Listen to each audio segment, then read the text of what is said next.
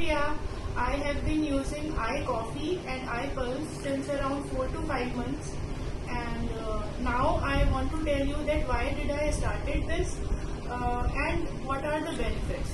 So last year mid के around I think मई जून से मुझे ये प्रॉब्लम हो रही थी कि मुझे बार बार फीवर आ रहा था और मेरी डॉटर को भी सेम चीज़ हो रही थी। एक तो फीवर आ रहा था, कोल्ड एंड कफ, और ये प्रॉब्लम मुझे रेगुलरली बनी हुई थी।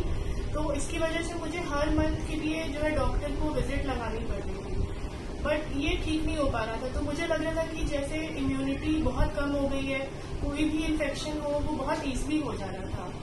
तो मेरे एक नोन है, उन्होंने आपका नाम लिया और मैं आपसे मिली।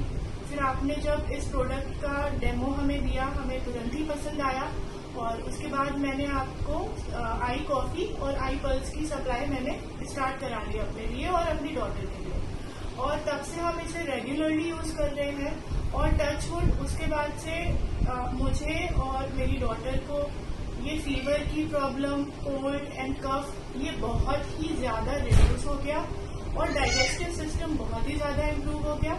और इसके अलावा iCoffee का जो प्रोडक्ट है आपका, उसके लिए मैं ये डेफिनेटली कहूँगी कि जो भी डायबिटिक पेशेंट्स हैं उनको कंज्यूम करना चाहिए और उसका आपको इमीडिएट इफेक्ट 2 to 1 वीक में डेफिनेटली मिल जाएगा।